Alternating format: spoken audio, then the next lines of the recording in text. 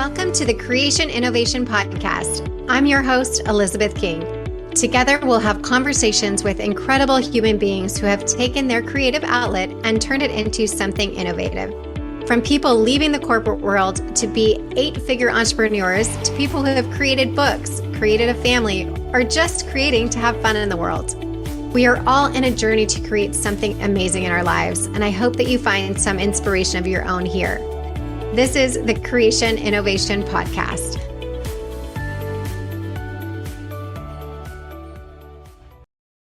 Hey everyone, thank you for joining again today at the Creation Innovation. I'm really looking forward to this conversation with Dr. Landay from RMA Los Angeles. Thanks for being here, Dr. Landay. Thanks for having me. It's really nice to be talking to you again today.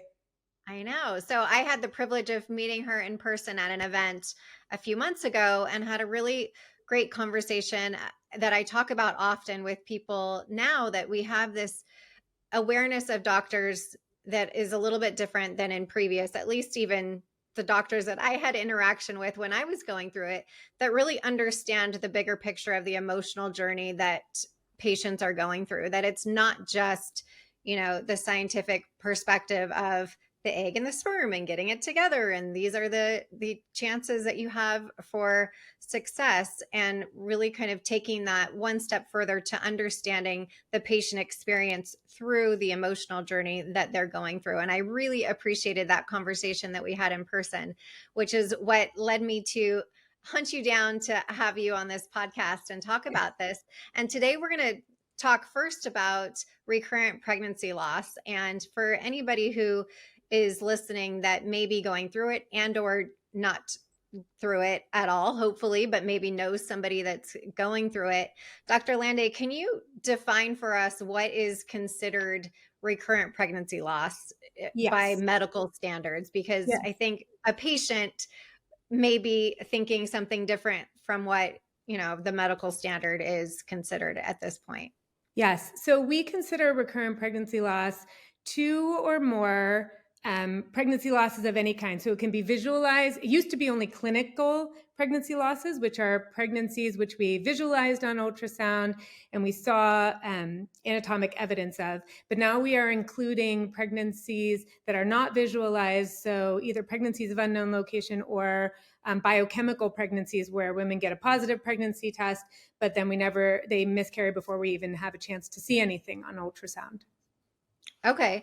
And previously what had been 3 at some point, correct? It had been 3. Yes, it had been 3. And now we've decreased it to 2. Because at that point, this risk significantly increases, and it is worthwhile. It's worthwhile to do it because approximately the same percentage of women who you identify something that's causing it is the same as in 2 or in 3. So why would you wait for them to have a 3rd miscarriage when you can identify it after 2? Amen to that. And I think for all the people that have had the 2, 2 is enough, right? You feel like 2 is probably more than enough for most women. Yeah. Yes. I remember for myself getting the first one and feeling like, okay, check the box on the statistic. I'm the 1 in 4. And then the second time it happened, you're like, oh, okay, well, that wasn't supposed to happen. That was like the rug pulled from under you again, because you thought, okay, we've been down this road and can check that box, and not really knowing, of course, why it happened and always wanting to know why it happened. So talk about this. The recurring pregnancy loss panel is, this, I feel like a mystery test to a lot of people that oftentimes don't really get an answer. Yeah. So we want to talk about the evaluation and workup that we do when women come in. So after you have 2 losses, what do you do? What should you say to your doctor? What happens after that point? So there are several different causes that we want to look for that we know for a fact cause an increased risk of miscarriage. Okay. So one of them is the karyotypes, or the chromosome analysis in both of the parents. So in the female and the male, because a a karyotype is looking at all their pairs of chromosomes, and what we're looking for is rearrangements in those chromosomes. So looking for pieces of chromosomes that are swapped, or less commonly, a piece of a chromosome that is flipped upside down, it's called an inversion, because these can increase. What happens is when those chromosomes are transmitted to the eggs or the sperm, then it can cause what we call unbalanced chromosome content in the egg or the sperm, and then the embryo ends up being chromosomally abnormal, causing an increased risk of miscarriage. And I think some people will refer to those as balanced translocations and things So like balance that. is Robertsonian translocations and inversions, right? Right. So I think if you hear of that, and or you know that you have one of those things already, it going into pregnancy is probably a good idea to have your partner checked. In fact, I wouldn't even think that that's not an option if you already have an awareness of that, from where I've seen, and I'm sure you've seen too, unfortunate cases where they have that recognition after the fact and have really devastating results from that. But Right, correct. You should always test both partners because it could arise from either one. and that comes up on the karyotyping from the recurring last panel. So yes, so what we'll do is we will check an actual karyotype or chromosome analysis of both parents, of both people who are involved in the couple, and so we will check them both to make sure that neither has a chromosome abnormality. Okay, so assuming that everybody's fine from that perspective, then what's next? So, well, I typically do a lot of this all at the same time because like a karyotype can take 3 or 4 weeks to come back. So you don't really want to wait necessarily for that to come back. Doing nothing in the meantime. Most people don't have that kind of patience to be waiting at the point once they've come to see me, right? Absolutely.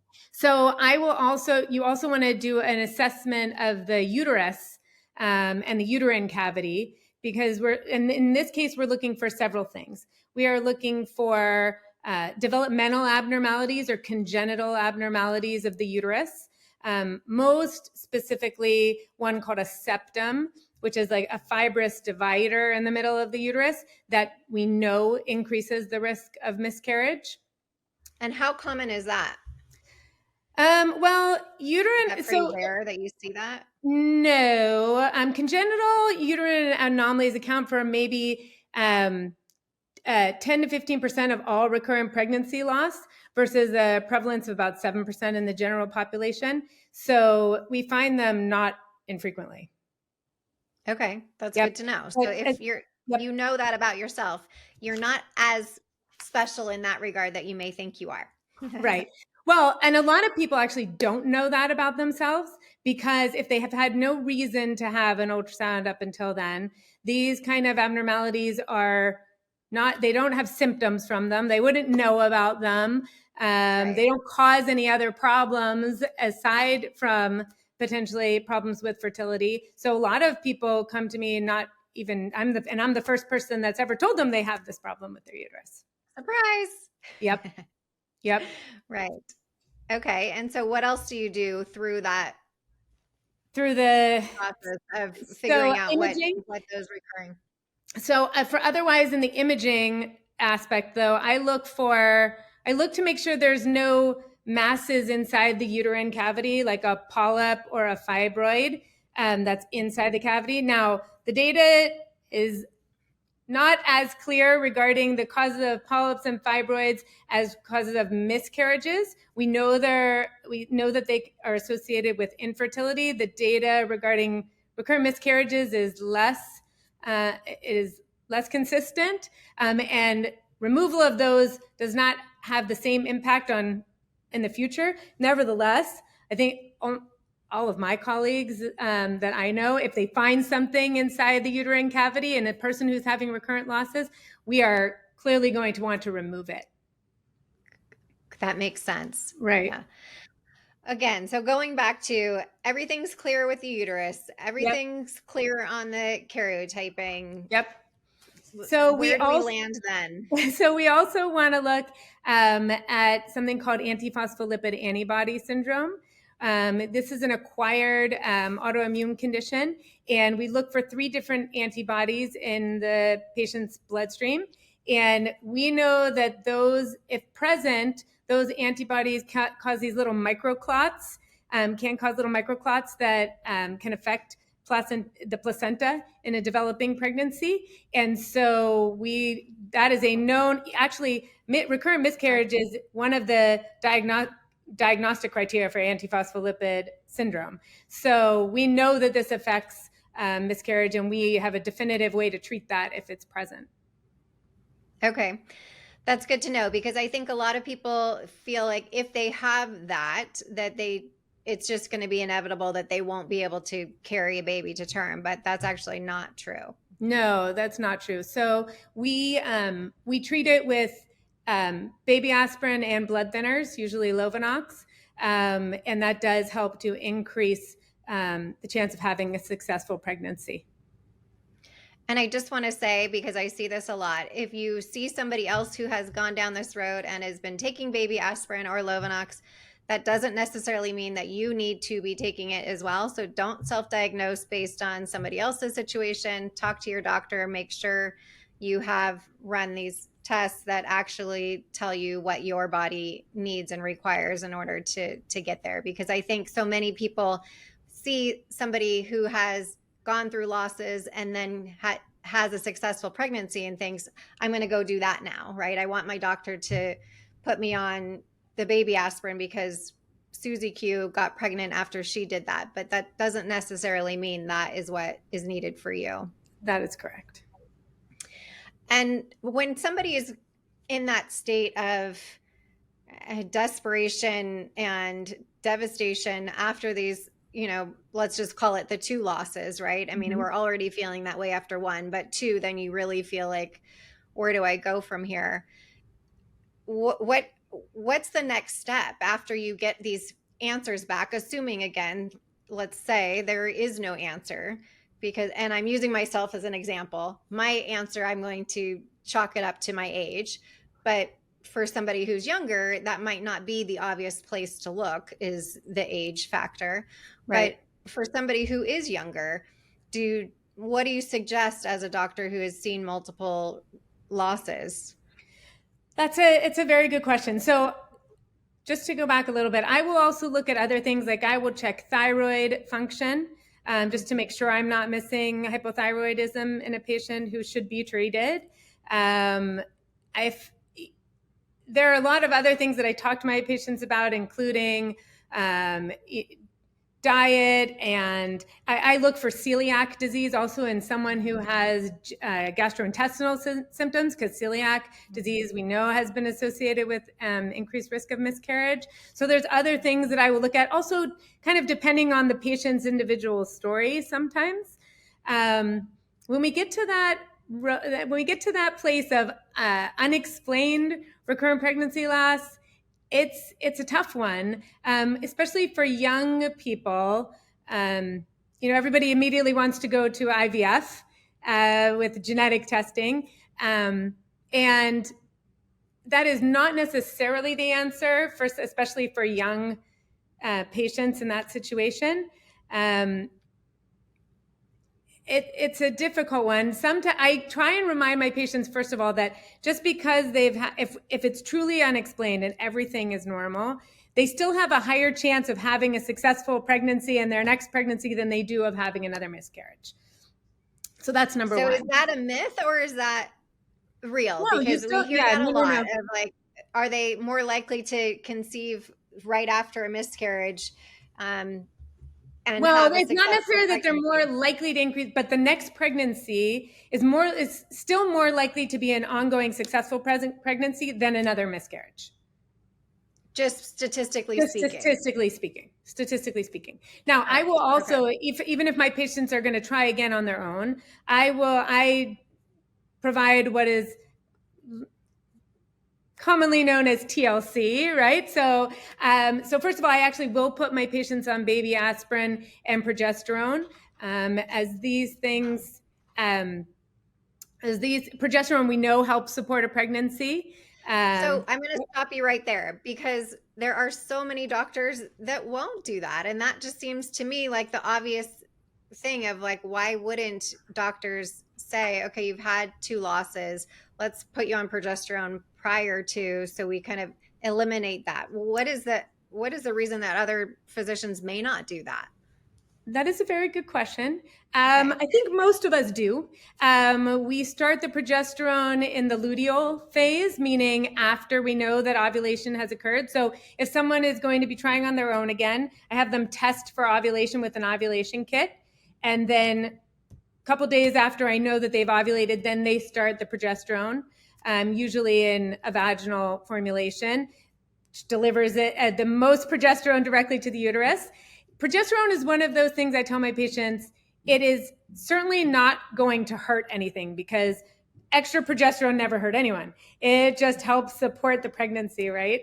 So I Yeah. think I that mean, most of I'm us so happy to do. hear you say this. You would be surprised. Not only that was my experience of not being able to get it, and many clients of mine as well that essentially are saying start it when you get the positive pregnancy test. And my situation was, well, how do we not know that that's too late at that point, right? And or when you come in for your first ultrasound for us to see what's happening. And I'm hoping that maybe this is the new trend that doctors are on board with what you're saying here, because that's, I would always just kind of push them to say, keep pushing your doctor because it isn't going to harm you. And the best thing that it can do is Is help help. lift up that, Right. that Right. It embryo in has your to be uterus. used at the right time. It definitely, progesterone has to be used at the right time in the cycle, Yes. which has to be after ovulation because that's the only time progesterone should be present. But yes, no, I agree. It's certainly not, it's not going to hurt. It could only potentially help. Yeah. Okay. Yeah. Not to And then I interrupt, also, but that's oh, big news. yes. And then the other thing I do for my patients like that is I tell them to do a pregnancy test exactly 2 weeks after they ovulate because progesterone can delay you getting your period, even if you're not pregnant. So I tell them to do a pregnancy test 2 weeks after ovulation. And if it's positive, then I have them come right in right away. So we start following the beta HCG levels, which are the pregnancy hormone levels. I bring them in for ultrasound after 5 weeks so we can tell if the pregnancy is in the right place. And we follow very closely. And these patients, a lot of times, it just makes them feel better knowing that someone is putting an effort and caring and following from the beginning. Because a lot of general OBGYNs, and because this is the way the general OBGYN practices are, they don't see patients until they're 8, 9, 10 weeks pregnant. And for a lot of these patients, that's just simply too late. Right. Which for anyone who's on the other side of the fence that has seen a reproductive endocrinologist, to wait that long seems ages, right? Of like, oh my gosh, I've already seen my heartbeat hopefully at least three times at by 9 weeks, et cetera. And it just is beyond us to think, well, how could you possibly wait that long to even see a doctor? Right. So I think it's just very different. But speaking to those people who have had recurrent loss with their regular OB, because I think it's very different than seeing a reproductive endocrinologist. Do you suggest that they then, after the two losses, see a fertility doctor or stay with an OB after two losses? So I do work with a lot of general OBGYN colleagues in our area who are very good at performing a very complete workup for recurrent pregnancy loss. So if I feel like if patients talk to their doctor about it and they feel like they are getting a complete workup, which they should know what that is, and obviously now can know what that involves, then they can do that workup with their OBGYN, as long as they have a conversation with their OBGYN about what's going to happen should something come up abnormal, should nothing come up abnormal, how they're going to follow them in a subsequent pregnancy. If patients don't feel confident in that their doctor is going to do that for them, then they should not wait and they should come to a fertility specialist right away. Okay. Because I think some people get confused of, if I'm having losses, does that mean I have fertility issues? Right? Are Well, one in the same? so it's So infertility and recurrent pregnancy loss are not the same, obviously, right? But they are all fertility. It's all fertility issues and all things that we help with as fertility specialists. Right. Because I think people think, well, I'm not, you know, I can get pregnant, so I don't have the right to go to a fertility doctor. And I would argue against that. Oh, I If you would have too. You have anything, every right to go to a fertility doctor. yeah. Absolutely. And it's like, it's seeing a specialist who really focuses in that. If I always use the example, if you break your arm, you're not going to go to a neurologist, right? You're going to That is go true. to the appropriate doctor. So Yes. getting the lay of the land with somebody who has specialized in this and can really give you the overall picture is, you have every right to do that, as you just said. So Oh, thank you for 100%. mentioning that. Yes. I want to circle back to another thing that I'm so happy that you mentioned that you rarely hear from doctors is this connection with celiac or any sort of gut issues in relation to loss and or Yep. pregnancy. I mean, I remember when I first saw my fertility doctor, I was having severe food sensitivities to eggs, and I didn't know at the time, but I was on a fertility diet and was having diarrhea 9 times a day. My doctor didn't once ask me how my bowels were, what was happening in my body. And Mm. I think that kind of looking at that holistic picture of, again, everything, because my blood work looked normal, everything from that perspective looked like I was healthy, but my visceral system and everything was just being wrecked every day by foods that were inflammation, causing me inflammation in my system. Absolutely. Again, we don't know that that's related or not, but the point was I had seen 4 different REs through my period of time, and not one ever asked me about what my history was with stomach issues and SIBO and all other kinds of things. Oh, wow. Um, and I see hundreds of clients as well that we talk about the taking away those inflammatory foods, and also most doctors don't refer to that. So where do you kind of bring in that type of conversation of recognizing what else is going on with the patient, and really for this patient to advocate when they go in to see a fertility doctor of what they need to be offering if they're not asking the questions already? Right. So any of my patients would tell you, I, I mean, the way I train, the way I've always been, I take a very thorough history on the first day that I meet a patient. So I also believe that you're not just looking at, person is not little boxes that you put them in, right? It's how their entire environment and everything that goes into their daily life affects them. So I take a very thorough history, which anyone should be taking, to find out, because patients won't necessarily volunteer that kind of stuff either. You have to Right. sometimes elicit that Not information from exactly. them. It's not a fun thing to be sharing with somebody, No, but also you also sometimes feel like this is not the GI specialist, right? This is the fertility doctor, and you don't right. really feel like it's related in any way. Right, but it certainly is. The GI system, a lot of what happens in our GI tract has to do with inflammation, and multiple different levels. So, and inflammation in general can affect the body and certainly can affect pregnancy and the ability to carry a pregnancy. So, like when I have patients who are known to have celiac, and as long as they have it treated and controlled, these people treated celiac patients do not have an increased risk of pregnancy loss. It's the ones who don't know about it, and continue to have these symptoms and inflammation in their body that can have issues. Right. Okay. Yeah. Well, again, bravo to you for looking at the big picture of your patient, because I think there's still some out there that are not necessarily doing that. So I'm happy to hear that. Back to having that loss and you're following somebody's HCG to go down. Why is that so important for to be tracked? And I remember, again, myself and as an example, just feeling like almost obsessed with my number going down so that I could try again because of my Right. age. It was like, can you test it again? Can you test it again? Like, where are we at?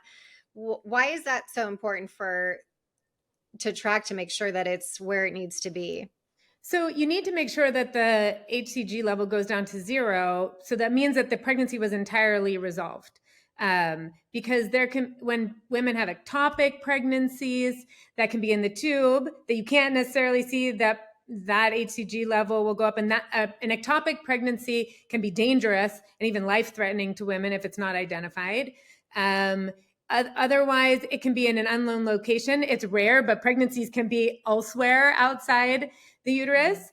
In addition, pregnancies, it can be could be a what's called a molar pregnancy, which is an abnormal type of pregnancy, which it can also transform and can be even a precancerous and cancerous situation in the body that needs to be treated before you would be able to go on and try for another pregnancy.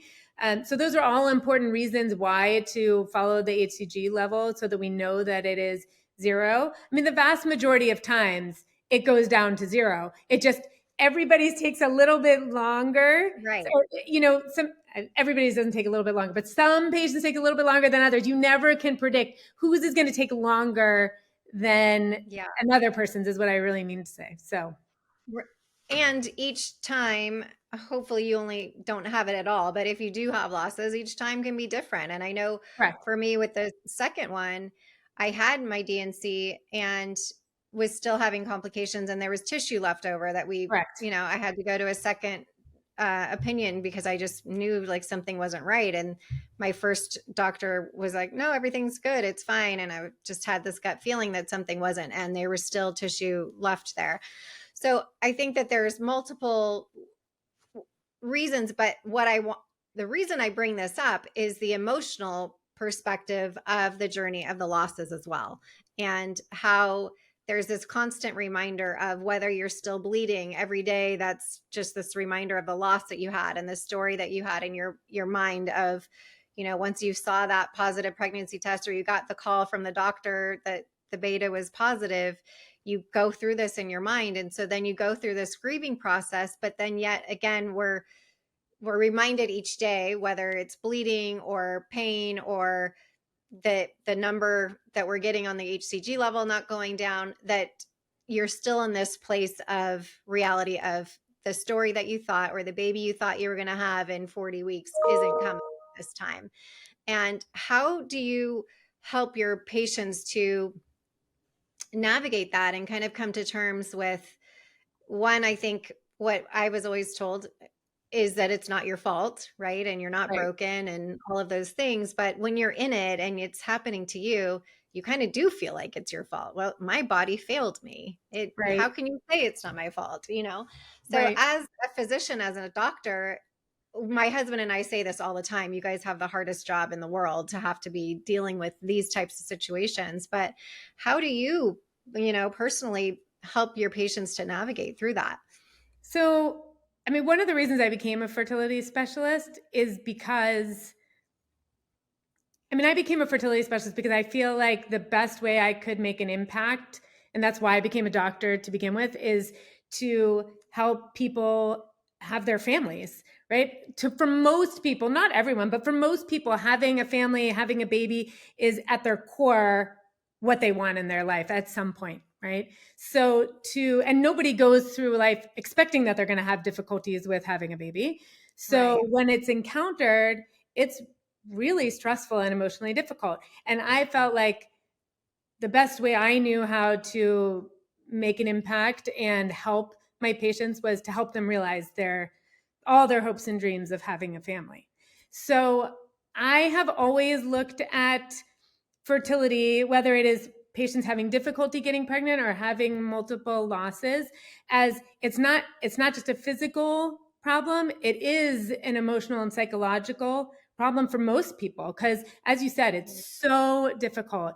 The way I always looked at fertility is, I think it's, having been through medical training and OB/GYN residency, I generally have always felt that fertility issues are even more difficult than even a cancer diagnosis, because I think everybody, cancer is extremely difficult to come to terms with and to manage and all the complications.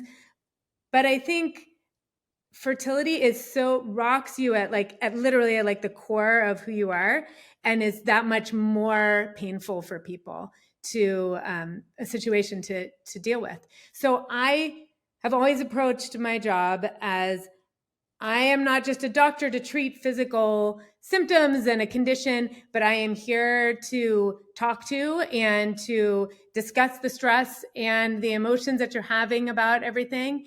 And if you're having a hard day, you should call me and talk to me, because I know that you're going to be in a situation where most of the people around you, either you don't want to tell them that you're going through this or don't understand because they haven't been through it. And I've been through this with a lot of patients. And so I'm always there for my patients. I always said that I will help you get there. I will help you reach your dream. We just need to take it day by day. That is so amazing. And what a gift that you are to your patients to be able to walk them through that process, because I think most people are just waiting for that gift of somebody to say that and to hold their hand through it, even though we know that that is not your wheelhouse. That is not what you went to school for, to hold their hand through the process. But it is such a big part of their success in the end, of feeling secure and feeling hopeful that they will get through it and they can still build their family and all of those things. So I really appreciate, from being on the other side of it, that you do that, because I've always said too, it's another day in the office for you guys. Unfortunately, that's the reality of the field that you're in. But for us, it changes our life forever. And we will always remember that day in that office when we didn't see a heartbeat, or, whatever it was that we knew that that story had ended for us. So to just know that you can meet somebody where they're at and understand that from a human experience perspective as well, not just being highly educated in your field and us on the other side of the table, really bridges that gap of, again, just being human and women as a collective, which I think is really powerful. And the other thing I want to state is your comment about the cancer patient. I'm sure you know, but for anybody who's not listening, I've mentioned this before, that the Mayo Clinic did a study in 2013 that did say that the fertility patients is the same stress level as a cancer patient. And so if you are going through it, don't feel like you're losing your mind, or your stress and your sadness and all of those things are unjustified, because there are studies to prove that it actually is justified, and you do need that help and support going through it. And it's just a short time, even though it feels like a lifetime when you're in it. You will get through the other side, and there's a lot of people out there that want to help support you and serve you during that time. Well, this is why I think it's great that there are now, we have fertility coaches and, people who really sit and listen and talk and can provide that kind of support to patients. That didn't always exist. I mean, No, it when I was in didn't. my training, that didn't exist. We didn't have those. You could go to a therapist, right? But they may or may not be able to adequately address the concerns specifically for my fertility patients. And I think it's amazing. We have, I think it's great that we have all kinds of avenues now to help patients navigate their journey, whatever that journey may be. Absolutely. I mean, I remember mine wasn't that long ago. And it was still the only, when the poor phlebotomist taking my blood, I'm sitting there crying and she doesn't know what to say to me. But when I finally asked, do you guys have anybody I can talk to and support? And mind you, I was already a life coach for 10 plus years at this time. So I was very aware that, this was not her job to be, helping me through this emotional journey of these losses and whatnot. But really, the only thing that they had at that time was resolve. And it Mm-hmm. wasn't even a perspective of being my age. It was very different than the other people in that group. And so sometimes it doesn't always feel good to have a situation where you're sharing to other people that maybe you don't feel can relate to you, and or if that therapist isn't open to sharing their fertility story and the understanding of, I know what that feels like to be waiting for these test results every other day or whatnot. So I think, again, the ability to connect with somebody who's gone through it, whether it's a friend of a friend or a coach or a therapist or the doctor who can help refer you to somebody, know that there's a lot of help out there now. And those losses, you can get the answers, hopefully, and get onto your rainbow baby sooner than you think. And getting that support through it will get you there. I agree completely. How can people find you, Dr. Landay? Well, I work at RMA of Southern California. Our office is in West Los Angeles at Olympic and Sawtelle. We are online. I have an Instagram account, and anyone can. If we do telehealth appointments, I do in-office appointments. So I've had patients even schedule with me who don't live necessarily in the LA area, but wanted to talk to me about what's going on with them before they necessarily make a trip out to LA. And we are open to that. And I encourage patients to do that. I'm so glad that you brought that up too. I think that is really, really necessary. And whether you get talked to one doctor or really a second opinion, this is such a big time, emotional, financial investment, and finding somebody that you connect with, whether that means you need to get on a plane to see that doctor, will make all the difference in your journey. And if you've listened to this and you like what you hear, please make that consult with Dr. Landay, whether it's over the phone or if you can fly out in person, because it really does make a difference in your journey. Because if you feel comfortable on that path, knowing that you have not only confidence in the doctor that you're with, but in your situation and your environment, that's half the battle, knowing that you're making the right decision. I agree. You should be able to have that connection with your doctor, because it is such a personal and emotional part of it's an emotional and personal journey that people go on, this fertility journey. So you really do need to be able to connect with your doctor so that you feel open and comfortable talking to them about absolutely anything. Awesome. Well, thank you for being here today, and we will connect with you again soon. Wonderful. Thanks for having me, Elizabeth. Thank you so much for listening to this episode of the Creation Innovation Podcast. Make sure to follow us on Spotify for free episodes and subscribe to the Creation Innovation Podcast on Apple, Spotify, or wherever you choose to get your podcast. Don't forget to rate and review the podcast wherever you're listening for a chance to receive a special gift. Yes, we actually do send out gifts. It's my favorite thing to do. So visit us at elizabethking.com/creation innovation for more information on how to enter. Every review counts, and we are so grateful. You can follow me at the official Elizabeth King on Instagram or TikTok. Until next time.